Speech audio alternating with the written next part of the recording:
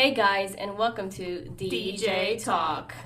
I'm Dee. And I'm Jay. And we have a special guest today, Chris's brother. Hetty, welcome. Thank you guys for having me. So, we're going to start off with, of course, starting with Ask Us Anything, and we do have two questions. So one from Dexter. Shout out to Dexter. Hey, Dexter. What's up? So we have talk about growing up as first generation American born and your parents being from another country and what it was like the difference from what we saw in other kids growing up. Well, definitely having Spanish parents are strict. They're pretty strict, I would say. Yeah, I think, I guess for me, I don't know if you did. No, I don't think you did as much because I'm the one who taught you English, but I grew up learning Spanish first. So school was difficult because I didn't know any English at all. I learned English in school. I don't really remember. No, Mom and Dad made me teach you English, pretty much. Because Mom and Dad had all Spanish friends, so I had to learn. I actually stayed back first grade because I had an absolute no knowledge of English. But then I picked it up. So I think that would be a difference. I don't know.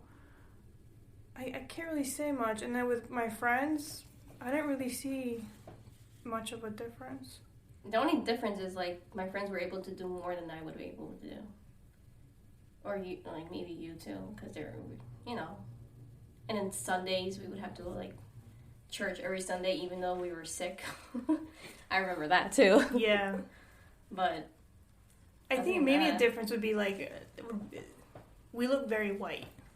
Yeah. So we don't look Spanish. So people think, oh, you're Spanish. Let me ask you this. When you met us, did you think we were Spanish? I think, I believe so in the first encounter. Yeah. You were the first person that said no. Yeah. Well, I've seen people on the opposite end of the spectrum, and it was, I would not be able to see them at all as at first view, I wouldn't be able to see them as Hispanic or Spanish. No. Yeah,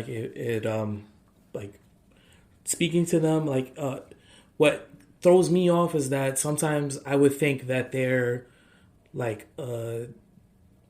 American, English speaking people, and I would talk to them and they would just reply back to me in Spanish. Yeah. See, that's me. Yeah. If I reply to somebody in Spanish, they're automatically just kind of whoa. I mean, when I was in Spanish class in high school, there was a girl, because she thought that I was just a teacher's pet and knew all, was Miss Know-It-All because I knew Spanish. Right. She was talking crap about me behind my back, and I heard everything. She's like, oh, this girl thinks she knows it all, blah, blah, blah. And then she finds out that I'm Spanish, and then she continues to talk more, saying, oh, I didn't know she was Spanish, blah, blah, blah. So I'm like, well, because I look white. I mean, I don't look white, but I am white. Right. But I just know Spanish. That's why you have to be careful, who you talk or how you talk around people, because you just don't know who understands what. Right. But I mean, that's the difference. That's all I noticed. Just people not realizing that we're Spanish. Right. Yeah. At all.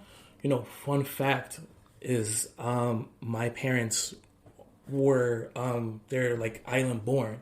So my dad is Puerto Rican. He's from Puerto Rico, and my mom is Dominican, from Dominican Republic. So they had me here in, in U.S.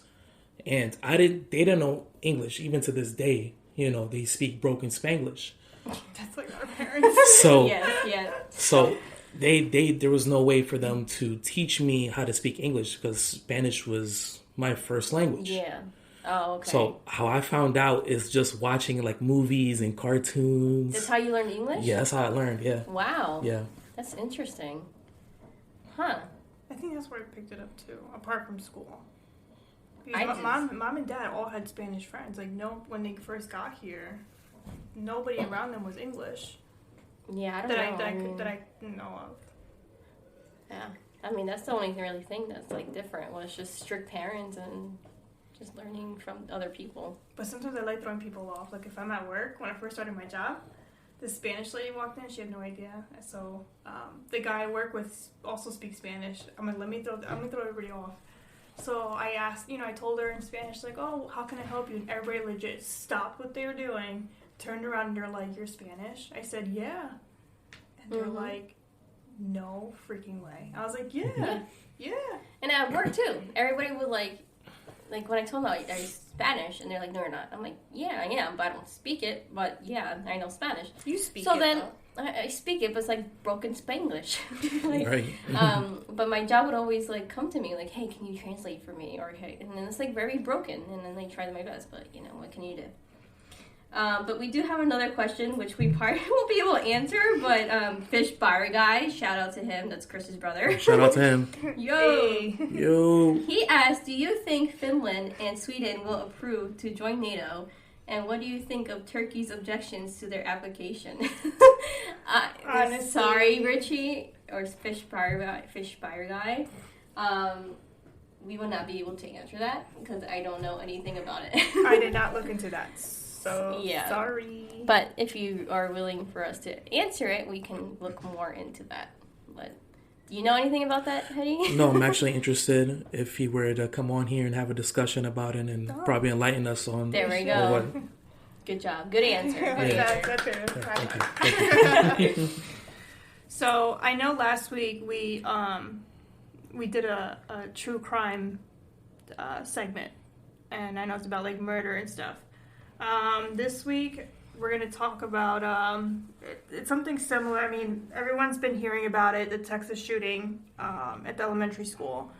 I know it's about murder again and stuff like that. We kind of didn't want to plan it in a sense of, like, having two murder, I guess, segments back to back. But, of course, we can't control what goes on in the world, and this is something that everyone is now talking about and researching and trying to figure out what really happened. And, we really want to, when we started this podcast, we said that we would talk about either what's going on in the world, everyday things or whatnot. And this is what's going on right now. And it's really sad, but, so that's going to be today's topic. If anybody wants to weigh in the comments, if you guys have any more questions or opinions or anything, please, let us know. But that's going to be what we're going to be talking about today. Yeah, and to start off, prayers to all the families that lost their kids and even the teachers, too. But, yeah, I think we should have, like, a moment of silence for 19 kids and 2 teachers, right? Yeah, it's 21 in total. Yeah, so...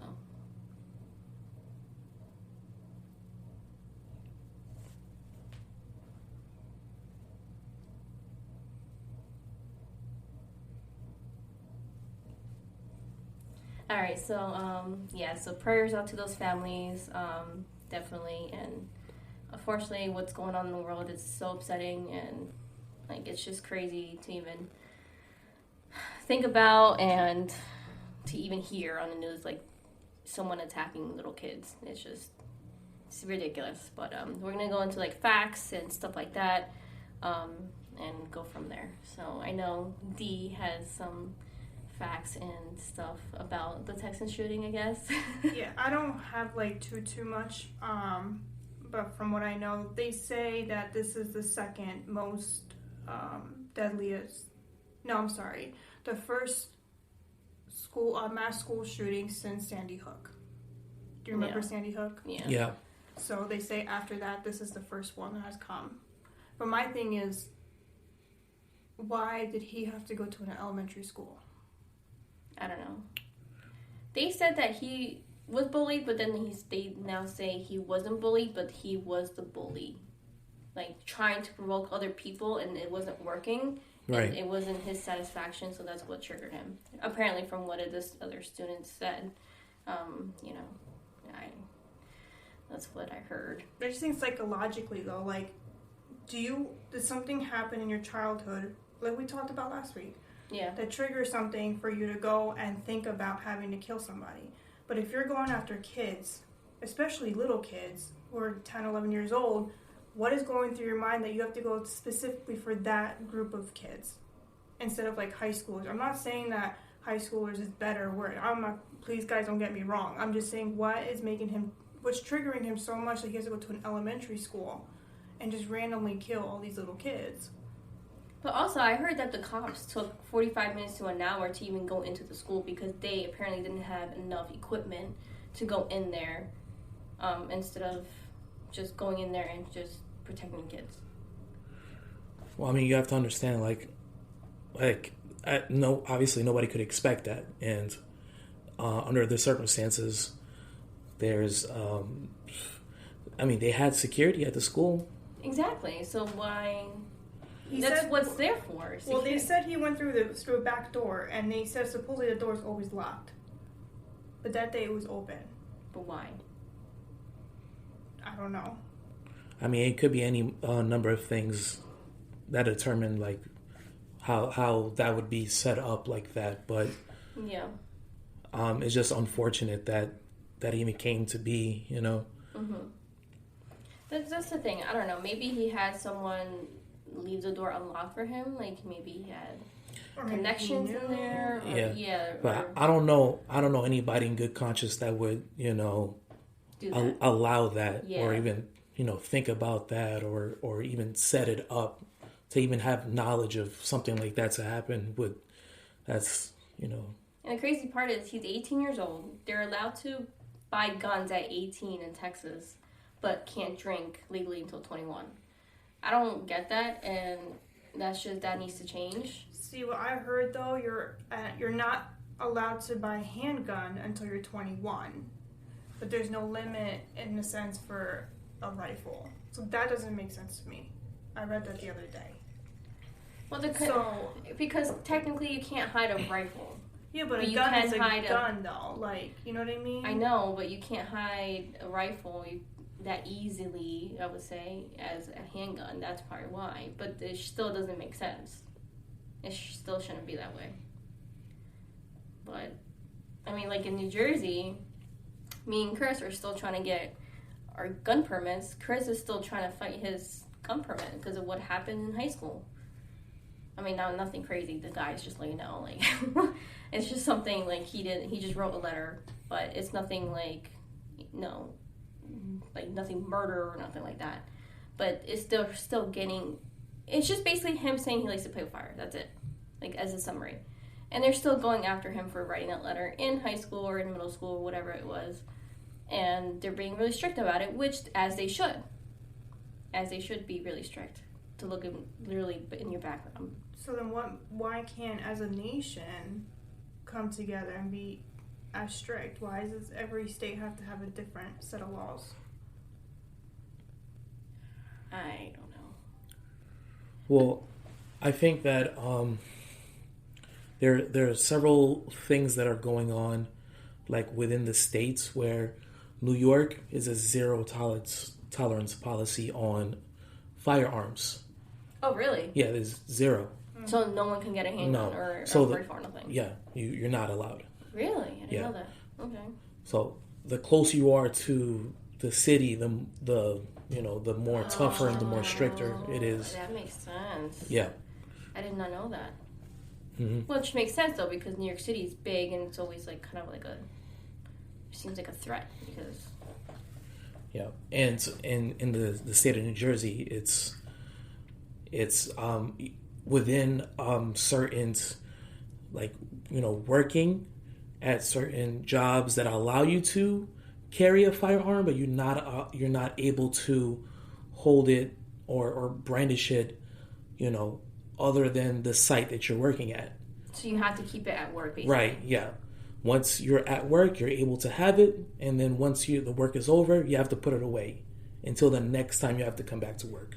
Oh, wow. So they won't even let you bring it home? You can't, yeah. Wow. And it has to be separated. Yeah. So you have to have... See, that makes sense. I mean, that would be... I just don't understand. I don't know. A lot of things. But they should be strict. But the thing is also they need to change the age limit, too. Like, at age 18, what can you do beforehand? Like, they're going to look in your background like, oh, okay, you're fine. And then, there you go, purchase a handgun or whatever. And then stuff like this happens. That's the thing. Well, the kid had no background that I've read so far. So if I'm wrong, guys, I'm sorry. But I've heard that he had no psychological background. Like, he was normal. So there's nothing wrong with him. But my thing is, his grandparents and mother that lived with him said that he stopped going to school, he dropped out, and that he was staying in his room for the majority of the time, and that he would only come out to eat or whatever, and he would have limited conversation with the family. If I was a mom, I'd be like, yo, what's wrong? Well, that's the thing, where was the mom? I guess they were all living together. Oh, I don't know. I don't know all the information, much information about what exactly happened. I guess they don't have enough information yet, but I know he shot his grandma in the face. She's in critical condition now. They said that she has a good survival rate, so hopefully she does. She was trying to stop him. That's what she was doing, and they didn't know that he had the rifle, because his grandfather came out and spoke and said, if I knew that he came home with those 2 rifles, I would have reported him to the cops. And the person that interviewed him was like, you would report your own grandson? He goes, yeah, I would. Because he doesn't like guns, or he's like against them or something like that. Which is understandably. I mean, look what happened. I mean, I just want to know what triggers people to go and just because the very next day, a 16-year-old got arrested for not an act of terrorism, but along those lines, because he didn't do it, but he had posted something on Instagram saying that he was going to go shoot up a school right the next day. And I'm thinking, what's wrong with these kids? I don't understand. It's just becoming more frequent in younger age. Especially that age. It seems like it. 16, 17 years old, about. Yeah. Well, I think at that time, there's a period in your life where you don't really see anything else ahead of you. For those kids, for the people there, that is their highlight. Mm-hmm. And it's at that moment, they don't see nothing that's past that. So whatever it's happening at that moment. It's what's the trigger for those types of moments that happen. That's interesting. I never saw it that way. I mean, it doesn't justify it, but that makes sense. No, it doesn't justify the action, and what we need to understand is the timeline of how things are happening and how did it get to that point, so we can prevent situations like these to not happen again in the future. Yeah. See, that's where I think about the girl that he was in touch with in the UK. What do you mean? He had this friend, I think in the UK or something like that, and they became friends. Not friends, but they were talking, and he had told her oh, watch what I'm gonna do, something along those lines. And she's like, what are you gonna do? She's like, oh, don't worry about it. So in my head, I'm thinking but then again, it's they're young, so who knows if she would, let's say, want to get involved. But if something like that happened, why don't the friends that hear about it beforehand, report it, in a sense? Exactly. You know what I mean? Well, I mean, we're not blaming them. No, but I just want to know what their thinking is. Because if I found out somebody was going to go and shoot up a school, you best bet I'm going to the cops. Right. Well, scenarios like that, you don't really think about it.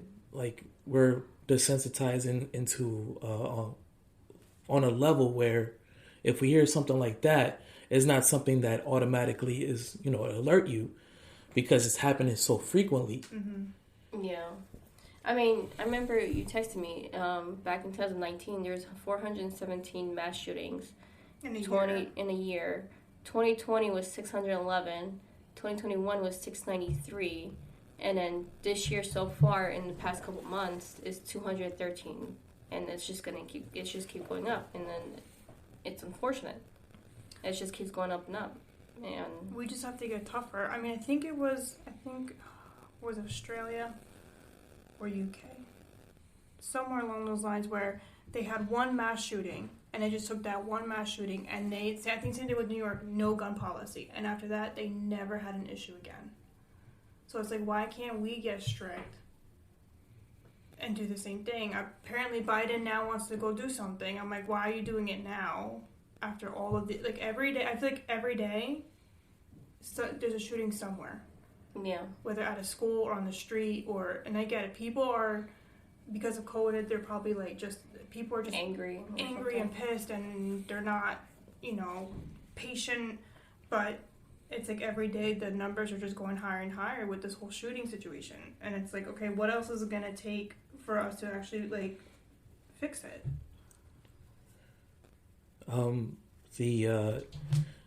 It's hard to like determine how to like resolve an issue like that, because it doesn't really stop the people that really want to do bad things to do the bad things. Right. Yeah, that's so true. Although we could, as a society, become stricter with that, it won't prevent that from happening in the future. There are scenarios that is actually benefited people, but on the same hand, we have scenarios like this. Mm-hmm. So we're gonna have to not necessarily look at that, but look at the people that are doing these things. Yeah. What is the cause of it? What made you think this was okay? Because it isn't. That's the thing. Like, what just goes on through their head of when it's happening, or when they're about to happen, like in Columbine, when those two kids. Just goes into, was it college, right? Is it college? It was a high school. A high school? Mm-hmm. And just go in there and just do whatever they... But I know they were bullied, I think, by the jocks, I think, or something. But that still doesn't give them a right to do what they did. Like, nothing justifies what they do is right. Right. Or anybody. It's a breaking point for them. For them to do that, maybe they explore other options. Mm-hmm. But it's what they have to understand is that there is help. You can get help. You just have to find the right person to talk to, because again, we're at a time where we're desensitized to what's going on, and once you hear it one time, you hear it a dozen times. Mm-hmm. It doesn't mean as much as if you were to tell somebody or show somebody, like, something's really going to happen if you don't do nothing about it. Well, like the kids, the nephews, right? In school, don't they have to wear like clear book bags now? Yeah. Yeah, right. And then like the door's locked at all times. Right. And there's like someone, you have to press a button to get in and start talking, and someone's there. Is there a police officer walking now? Yeah. Or no? There's a security. There's security guard now. Yeah. So I mean, I feel like everything should be just more stricter than... Well, what I was telling you yesterday, how this one school spent $400,000 on security, and some people think, oh my God, it's a lot of money, but yeah, you have other schools that spend more than that on like a football field, or like football new equipment, or like other things. I would rather spend money on security. If I'm going to feel safe to send my kid to school, I would rather put my money towards that. Yeah. Towards security. So this aunt, she says, her name is Desiree Garza, never thought much about gun laws. That changed after her 10-year-old niece, Anne-Marie Jo, was fatally shot inside the school. She says, quote, "You can't purchase a beer, and yet you can buy an AR-15. She goes, it's just too easy. And then it says that the shooter... he bought 2 semi-automatic rifles and hundreds of rounds of ammunition days before killing 19 children and 2 teachers. So it just seems like he just went to the store and just bought it and walked out, and they just gave it to him, and that was it. So I'm thinking, was it that easy? Because with you guys, like it. You guys have been with months of like getting a background check, fingerprinted, and everything. So what did he do? Just walk in there? Because he got it 3 days before when it was his 18th birthday. It has to be like that, or they do like a quick background or a quick federal thing. Well, from what I understand is that on certain circumstances, they have like the standard check. You check, get your evaluated to see if you're okay, if you can actually purchase a firearm. Then you have to, register. Yeah. That you actually have the firearm. But there's other circumstances where if you go to like a gun show or, buy it offhand, that those same legal, systems are not in place. So, you put yourself in a perspective where if you go to like a gun show or something and you want to buy something, they'll most likely sell it to you before they'll give you the, let's do evaluation. Yeah. Like, you want to buy this right away. There's a bunch of other panels. There's other people that are... Right. Well, so, even that should become more strict, too. Or right. that should be, like, banned, gun shows. Like, I mean, or they could put some show display. Of, like, you're allowed to buy have it. one. Yeah, like an ID card like or... a permit or something. Yeah. So the same systems that are in place should apply to those other avenues where people could actually purchase firearms and be able to, make sure that the people that actually have it are able to and they can safely have and not use it for misdeeds. That's the thing. I mean, it's just the laws has to change. Like, something has to change. New Jersey's pretty tough, but now they want to add more. I don't know what you guys think, but there's 8 new laws that they want to come up with. And I got this from Instagram, newjersey.com. And it says the first law would be to require people who buy guns in the state to renew their purchaser ID card every 4 years and show proof of taking a course on safe handling and storage of firearms. Then the second one says ban the future sales of .50 caliber guns in the state and require current owners of them to register them and pay a $50 fee. Wow. Then the third one would be raise the eligibility age to receive a firearms purchaser identification card, which is used to purchase shotguns and rifles from 18 to 21. Good. Oh, I didn't know Jersey was 18. I didn't know that either. Then it says require gun owners in New Jersey to store firearms and ammunition separately in a lockbox or safe. It would also stiffen penalties for those who fail to do so. Oh, wow.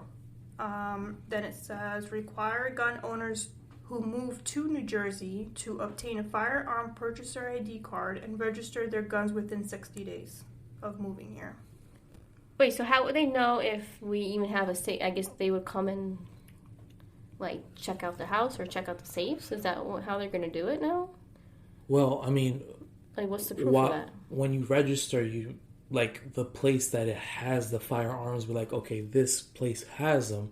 So what they would do in, like, a circumstance, like if you were to be traveling, and if you had the firearm with you, you would have to have everything in separate boxes, separate seals. Oh, if you're traveling. Like, yeah. Well, and yeah, of course. And the same would have to apply here. If something were to happen, everything would have to be separated in a safe or... I know if you're traveling with the gun, you have to have it locked. Right. I think the ammo has to be a separate bag, I think. Yeah. And it can't be right behind your seat. It has to be in the trunk. Right. It can't be reachable. That's what I heard too. Yeah. And it's different from state to state. So things that you might be able to do here is not applicable somewhere else. Yeah. So it varies. Yeah. So the sixth law would be require ammunition manufacturers and dealers to keep a detailed electronic record of sales and report them to state police. That's insane. I mean, that's good though. Yeah, to keep track. Yeah. And then number 7 would be amend the state's public nuisance laws to prohibit the gun industry from endangering the safety or health of the public through its sale, manufacturing, importing, or marketing guns. This would enable the state to potentially hold the gun industry liable in court. And then the last one would be mandate firearm manufacturers to, within a year, incorporate micro-stamping technology into new handguns sold in New Jersey to provide law enforcement with a tool to quickly link firearm cartridge casings found at a crime scene to a specific firearm without having to recover the firearm itself. Oh, that would be a lot quicker. Yeah. I feel like every school should have like like one of those what's that called? Detectors. Metal detectors? Yeah, metal detectors. Like, they should have a lot because I know, like, depending on the size of the school and depending on how many people, but they should have metal detectors in each entrance, or no matter what entrance it is. Because I know when I went to go drop off a piece of paper for Chris at, like, a courthouse or whatever, each entrance I walked into, there's 2 or 3 cops metal detectors. You have to put your bag in the thing, like just like in the airport. Like put your bag in there to make sure there's nothing in there that you know. Even they put my keys, my phone, everything into that thing. Just scan it, and then you walk in. Like that's how it should be for everything. Like I mean, they should have it like a quick way to do it. Right. For schools that have a lot of people, like a lot of students. But I feel like that should be one of the things at each entrance, no matter what entrance it is, you know. And I feel like if you walk out and come back, you should get checked out again. Because when I even went to court, I mean, I know court is strict, but when I went to court, I walked out to something out of the car that I forgot, and I came back in, and they made me go through it again. Because they don't know if you're going to go and grab a gun from the car and then come back and then do something. Even at Six Flags Great Adventure.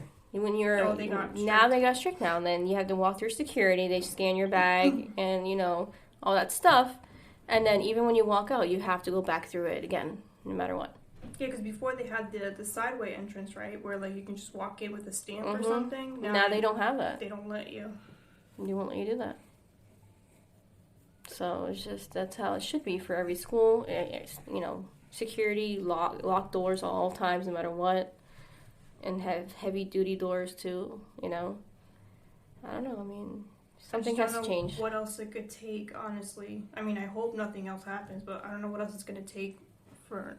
Something to change. Something to just switch. Yeah. Or do something. I like how a lot of schools walked out the next day. Like really? High schoolers, yeah. Oh, I didn't know that. I know there's a high school in Union Township walked out the next day, kind of like not protesting, but like, you know... I guess, trying to stand strong with Texas. I know there's what you showed me on TikTok where this lady was calling her school. Anything you showed me that? No, you looked it up today. You saw I saw that today? I can't remember. Mom brain.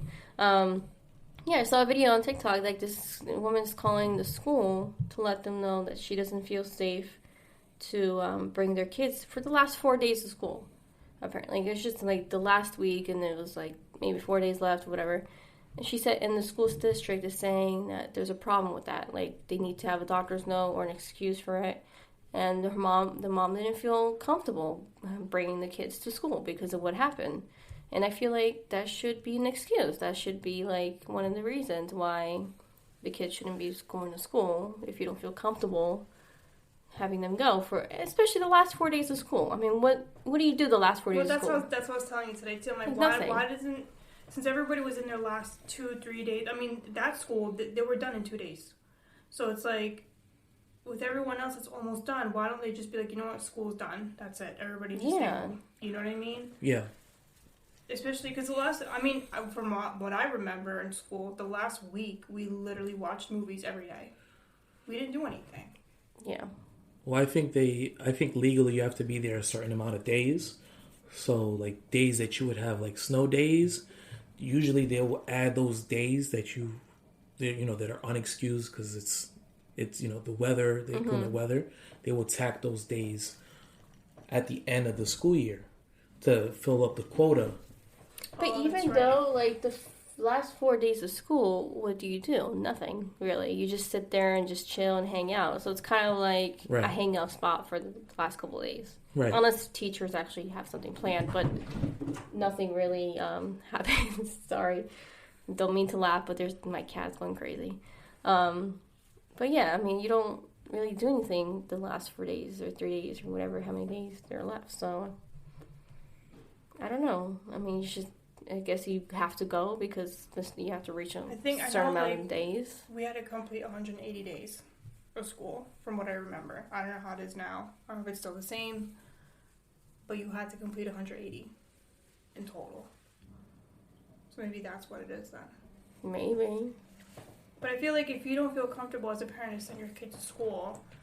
Especially after what happened, it should be an agreement, like from the school district to like just end school.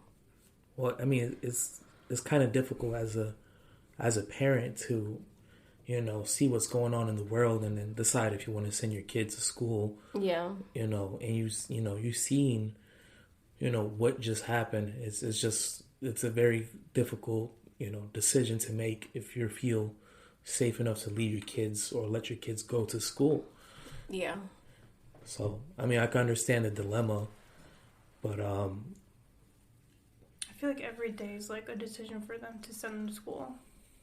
Like, I think about those parents that left their kids that day, and the next thing you know, they're not getting them back.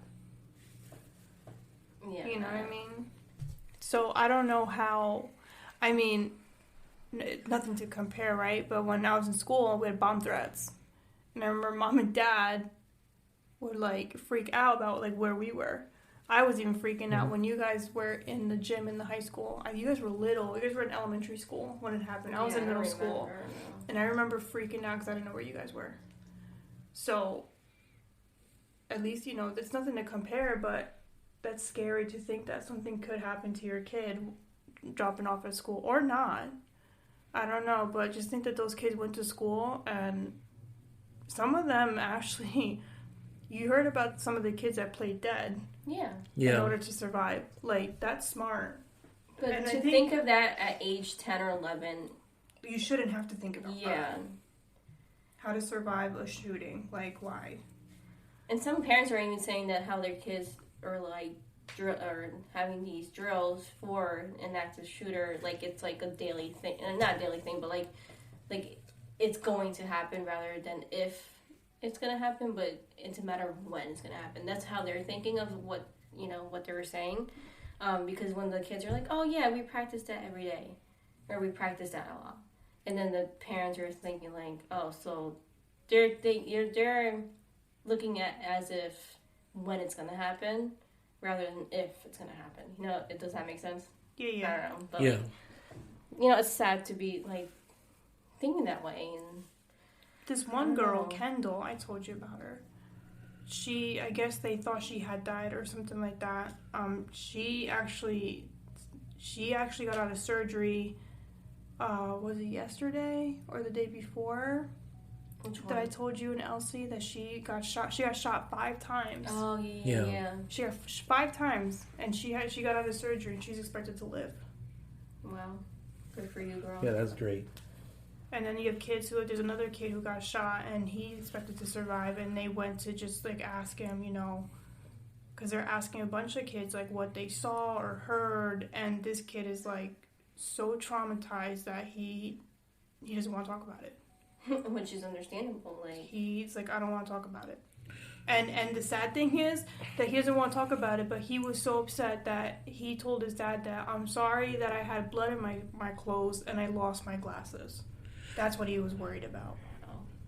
You know, the crazy thing is that this is elementary school kids. Yeah. Mm-hmm. You know, nobody expected that to happen. The kids didn't even know that something like that would, you know, to happen. And he was barricaded in one classroom, right? Was that? Yeah, he, from what I read, he apparently was walking and then he said, does anybody need help? And he locked himself in a classroom, and that's where he shot the teacher. And then one of the kids that was hiding heard the shooter say, "Oh, it's time to die," and just started shooting.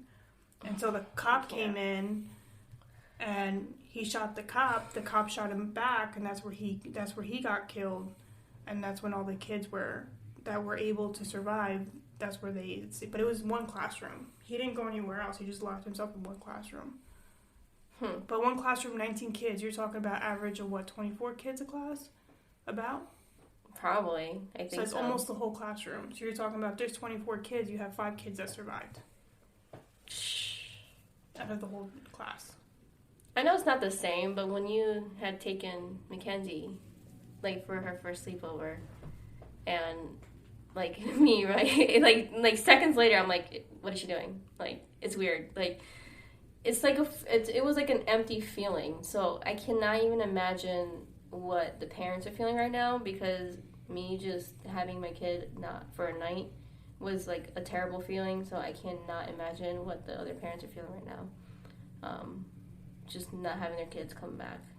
They're probably talking about where they're going to go on vacation. You know, school's ending in 2 days, so sleepovers, friend's house. They're 10, 11 years old. Yeah. You know, to play outside, do this, do that. No, you know, And the fact that they're, okay, mom, see you later, dad, see you later. No, you're not. Like that. I cannot imagine the feeling, though. And I hope I will never, ever go through that. That's why I'm hoping these gun laws change. Yeah. Or become strict or something. I don't know what else it's going to take for this to happen. Because Kenzie's going to school next year already. So, something has to change where I'm homeschooling. Because I can't, I don't know. Like I said, I can't imagine the feeling. What do you think, Hetty? It's pretty difficult to say because it's something that, as, society that we'll be dealing with, since like the beginning of the conception of, the U.S. It's always been a thing between, both sides of the politics on whether we should, ban it or restrict it or put it stricter, gun laws. It'll take a while, but, hopefully we'll get to a point where we can say that we are safe, Yeah. Especially schools, especially like crowded places and like the, what was that concert and where was it? Where the guy shot from the hotel room. Oh, Las Vegas. Was it Las Vegas? Yeah, it was Las Vegas. That was crazy too. Like, I can't. You're just trying to enjoy life, have fun, enjoy the music, dance, be with your friends and all that, and just have a great time. And then all of a sudden, that just has to happen. Like, it's just why? Like, why? Oh, now it's happening in churches too. Yeah. Yeah. So it's like. Is it gonna get to a point where like no one's gonna want to go out because now everyone's gonna be like scared to go anywhere? Because even at the mall, where was it? There was like an active shooter. Was it Woodbridge Mall? Or I think it was Woodbridge. Not Woodbridge. What mall? I forgot what mall it was. I think up in Paramus, Garden State, was it? I'm not so sure. Don't remember. I haven't heard it. Or they thought they heard. No, Jersey Gardens. It was like what, last year, 2 years ago? Jersey Gardens. Apparently there was like a shooting happening, really? And everybody just started like running out of there. Right.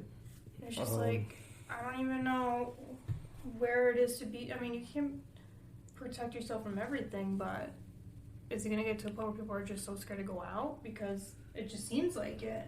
At this point, it's happening everywhere. It's not even a school anymore. It's like happening everywhere. Yeah. At this point. And it's not only that. I mean, you also have to account for the individual that's doing it too, because this doesn't just happen. A person has to enact it. Yeah. So you have to. It's the people that you have to change as well, along with having the stricter gun laws. Yeah. But it's really difficult to. I mean, I can't even fathom something like that to happen, or to even think about something like that to happen. So it's definitely within a person's mind or their psyche for them to determine, like for them to even comprehend doing that to somebody else. Yeah. So I think it has to start from the heart and then work your way outward. That's the thing. How do you you have to admit, let's say, that you have a problem. Right. Right. So it's like, if you don't think you have a problem, then I wonder how you can somehow help that person. I know it's hard that you probably can't.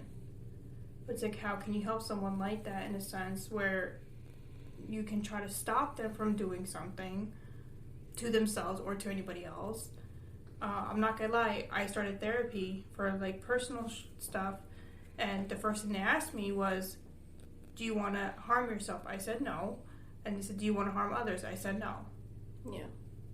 But they take it very deep. They don't play around, because once you say, oh, I feel like, I'm having like a lot of anxiety, I'm feeling this and this and that, right away they go straight to like all these deep questions because they now want to see that you're not going to go and hurt somebody else. Right. But that's the thing. I feel like I needed some therapy, so I decided to go for it.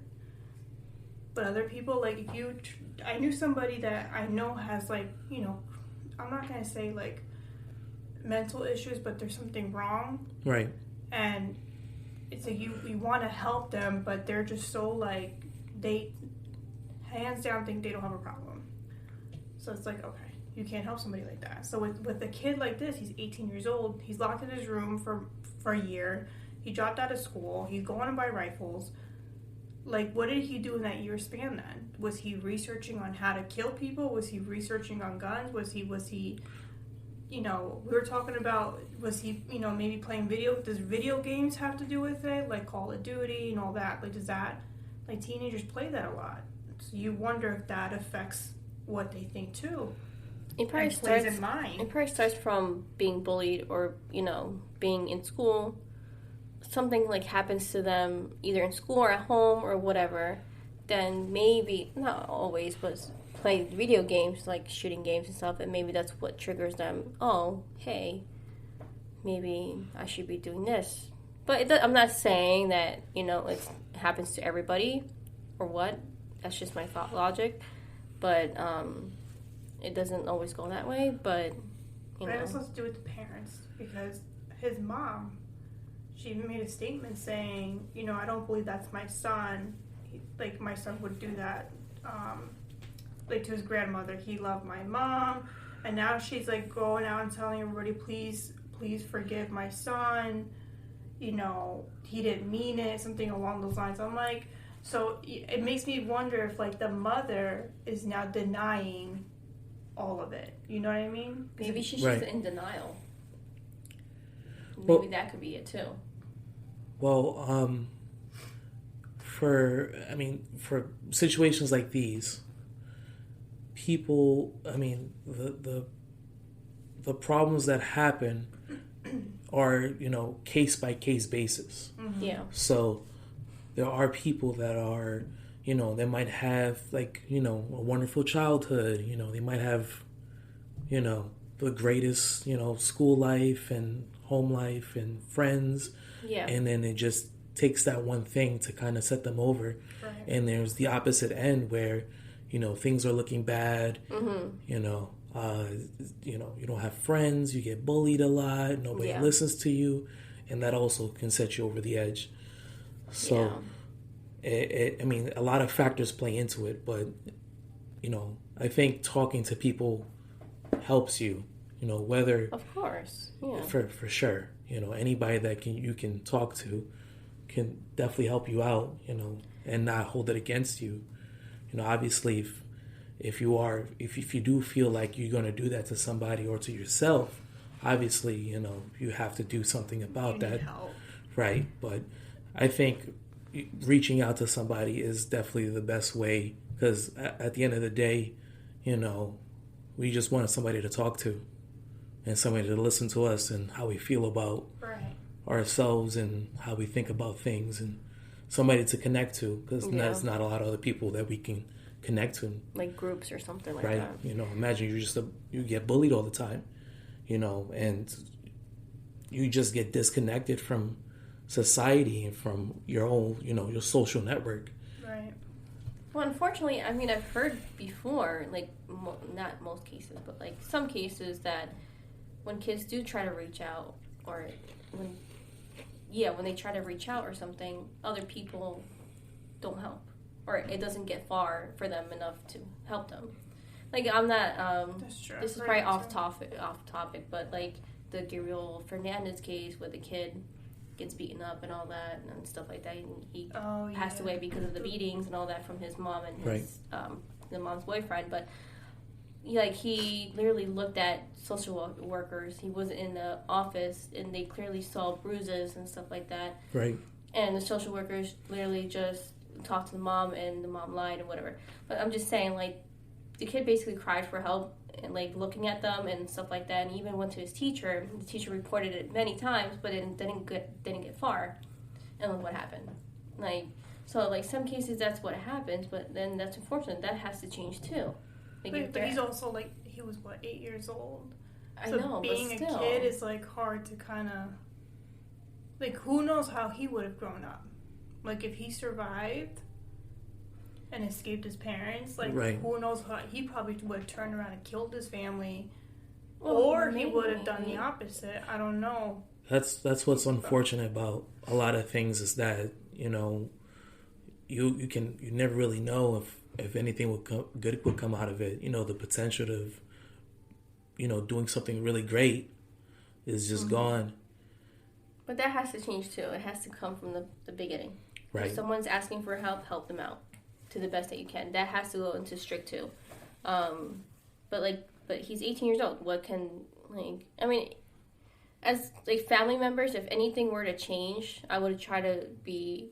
Let's say if Mackenzie were to change her ways and become like in her room all the time or whatever, I would keep trying to help her out and keep wondering what's going on and ask her if she needs to talk to somebody or, you know, like she keep trying to help them out, but not just like let them be in like, I'm not saying whatever you did is wrong, but yeah, like if anything were to change, just kind of be like open-minded to it or like talk to them about it. Like, hey, do you need help? Hey. I think it's also how you grow up because, like, I was bullied literally from, like, kindergarten until, like, 12th grade. Like, every year, something was happening. Right. And so there was one year where, like, I had these 3 girls who really wanted to jump me, and I went home and I said something to my parents. Right away, like, they called the principal, had a meeting, everything, you know, said and done. Nothing ever happened. I was, like, in middle school when this happened. Really? But I was, like, scared to go to school because I'm, like, thinking these girls, like, they threatened me. Right. And I just went home and at first I didn't say anything because I think it's, like, a sense of, like, embarrassment. Kind of like, oh, these girls want to beat me up. Why? And my mom, like, knew right away, was like, what's wrong? And I told her, I was like, well, these 3 girls, like, you know, she didn't let me finish, and she called one of her friends whose daughter speaks English. Right. She's like, I need you to help me translate this to the principal. And they called right away. So it also depends on, like, how much your parents are involved. Like, if I was his parents or even grandparents, I'd probably do the same thing. Like, hey, why did you drop out of school? What's going on? Right. You don't want to go back? That's fine. I'll homeschool you. Or we'll put you in a different school, but why? What is the reason for you to drop out? What's going on? Just talk, you know? Right. Or maybe, you know, some parents don't even believe their kids. Like, they don't, you know, they don't want to help them or anything like that. Like, oh, you're just over-exaggerating or, oh, you're this and this and that. See, I would never say that to my kid, So that could be another part of it, too. Yeah. I mean, ultimately, it has to start somewhere. You know, somebody has to reach out, whether, you know, it's the child or... you know, parent or guardian or an adult that sees it. Somebody has to reach out and see that, you know, things might not be, you know, great today. So even saying hi, you know, how are you doing? Yeah. That could change anybody's day. Well, there's a quote that I always see. It's everywhere now. It's like, you don't know what type of day somebody's having or you don't know what they're going through. So just smile. And sometimes a smile goes a long way. Yeah. Mm-hmm. It does. Yeah. You just don't know what anybody's going through. That's it. You know, compliments really do make a day, you know. And you remember that. Exactly, and you hope that, you know, that person, you know, passes that along. Mm-hmm. Exactly, hopefully. Yeah. That's what we have to do more, too, I think, maybe on our end. Just be nice for the people, or try to. Yeah, just be nice, people. I mean, there's no reason to be... If you're having a bad day, I mean, don't take it out on other people. Just, like I said, just ask for help or just talk about it with someone or go somewhere so you can calm down and just kind of like zen yourself in a way and then return to the world or return back to whatever you're doing. But try not to... There's no reason to take it out on other people, especially the ones that are not involved. And that's it. Like, I just keep thinking back, why kids though? Did something happen maybe when he was a kid? Makes me wonder. You know how you said that he bullied people? I wonder when he was younger, he bullied like other kids, and they took it as a joke.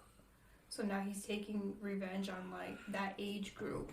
I mean, it's kind of, I would think it'd be complicated to kind of decipher because, you know, to put your mindset to align with, you know, this person is difficult, you know. So who knows, you know, this is an 18-year-old, you know, child that did this to kids that are even younger than he is. So who knows what the actual reason why he decided to go to this school and to decided to, you know, take people's lives, take kids' lives and teachers. Yeah. It's, you know, it's just something that, like, we'll never know. With the Columbine High School, like, all the shootings, all the shooters ended up getting shot at. So they all ended up dead. So it's not like you can sit with them and be like, okay, what was your motive? Like, why did you do it? Right.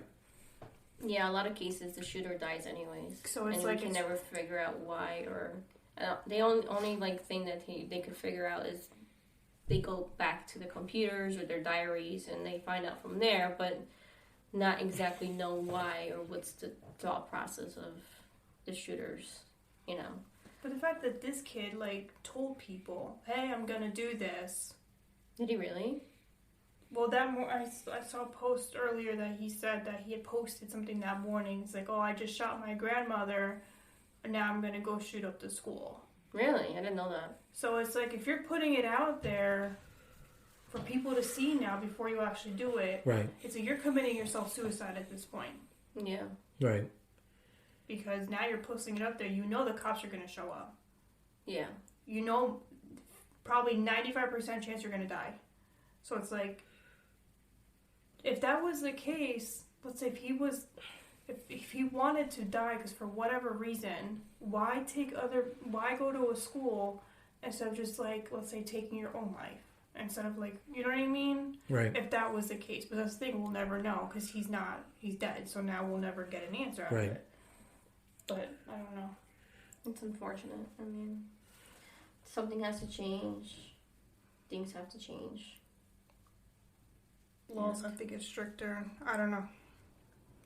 Yeah. I think 18. 18 is so young, though. Now that I look back at it, 18 to it's really, really young. You can't buy a drink, and a drink like beer, whatever, like something right. Literally alcohol, anything in it. You can buy a gun, so it's like something is wrong there. That definitely have to change. I feel like the gun age should be higher than 21. To be honest, because I feel like 21. I'm sorry, I feel like 21 you're still dumb. Because 21 you're like, oh, now I can drink, so now you're gonna go do this stupid stuff. Right. Like now I'm legal, now I can do all this stuff. A young adult. You know what I mean? So you're still like kind of like a teenager, but you're becoming an adult. It's like that transition age.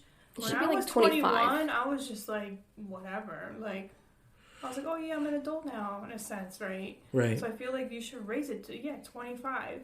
Yeah, I think 25 would be a good age for like buying guns at least. Well, would you think that will solve the issue of that? But what's something that you would do at 21 that you just would wait till 25? Wouldn't that would that change? Maybe. I mean, there's a couple years difference. Like, it could change your mind, or like, 21, you just turned an adult. And but I see his point, because 21, if you can have access to a gun somehow, some way, you can still go kill somebody. You're not going to wait till you're 25. Right. But if the laws get stricter... That's what I'm saying. The 25, it has to be changed to 25, the laws. I mean, it doesn't, it's not like a sure thing that, just because it prevents you from getting it doesn't mean there's other ways of doing it. Like in the UK, like certain areas have no guns at all. 0 guns. But there's a lot of stabbings. So either way. Other ways. So yeah, there is other ways. But I think that just putting up roadblocks would definitely help funnel and hopefully just finish the issues that we have so far with gun control and dealing with scenarios where unfortunately, things like what just happened is. It should be everywhere, like security check. Just like the movie theaters, like that Batman movie, the Dark Knight movie. Yeah, nobody. It should be was it Batman security. or was it Joker? No, it was Batman. It was, I think, the new Batman. The Dark Knight movie that I think came out a couple years ago. Yeah. I think it's like the one with Keith Ledger in it. Yeah. Yes. Yeah. The guy that came in there as the Joker and just started to spray the entire movie theater down. And people thought it was part of the movie. Yeah, it's part of the act because it was like that easy to just walk in and be like, yeah, let me just. It was the opening night, wasn't it? Yeah. Yeah, that's why. Yeah. But no, I mean, you don't think about it. No. And that's what's scary is because now you would think that in a movie theater you're safe, nothing's gonna happen. Now it's school. You don't think nothing's gonna happen. That's why, I'm afraid whenever we go to crowded places, it's always in the back of my mind, something's going to happen. I know it's I don't know, something not to think about, but it just sticks to my mind. I'm always, aware and looking everywhere and seeing where's my next exit because you just never know where it could happen or when. I don't know. Yeah, like I was saying before, it's happening so much more now that... People are just going to want to stay home. It's just... I don't know. And like I said, people are desensitized to, violence. Yeah. So when you do hear or see something that's like that, how can you react? How would you react in a situation like that? It's either it never happens, or you just see so many times that it just appears normal, and you kind of just go about your day, and it's it shouldn't become normal. That'll be a problem, and that's a problem. Yeah, you see somebody, you hear somebody say something that is clearly you have to watch out. Yeah, and a lot of the times people don't believe it, and some of the times it's true that things like this happen. Yeah. So I think we have to, us people have to be on a lookout for scenarios where things like that happen, or just be aware of, of people that, say these things and feel like just because I said it and nobody said anything, I can get away with it. Yeah. Right. And it was definitely I don't know if this was planned or anything like that, but it's, after I think what he did with his grandma, he felt like he can, go somewhere with that. So, yeah. And he couldn't even drive the truck right. He crashed it before, a mile and a half or something like that. Right. Before the school. Yeah. According to his grandfather, he said he didn't even have his license yet. So how did he even purchase a gun without a license? I don't know what the laws are. Or he didn't know how to drive or something along those lines. That he just took the truck and left. He wasn't home. Wow. That's crazy. I don't know. Well. It's such a tough... I don't want to see this not that I can prevent it, right? But every time I hear school shooting or anything massive like this, it just breaks my heart. Because it's yeah. These kids don't deserve it. No, not at all. Or anyone for that matter. No. Never. No one. No one. When you're there, when you think back to when you're in school, that's the last thing on your mind. You're just I gotta turn in this homework. Yeah. I gotta, eat lunch, or I gotta talk to my friends, or I gotta take this test. You wake up and you're like, oh, I don't feel like going to school. Right. Stuff like that.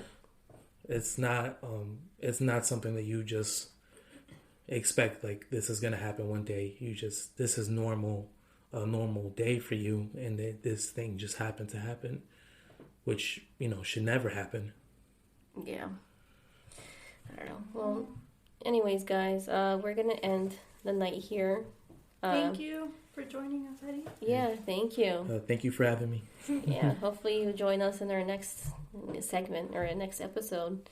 And we promise, guys, next episode will be a little bit more on the positive side. Yeah, we'll stick to the positives. But this is what happens in the world, and we talk about it. And we wanted to talk about it a little bit. But if you guys ever want to, mention anything or fish buyer guy, we'll try to, answer your question about the Sweden and Turkish thing.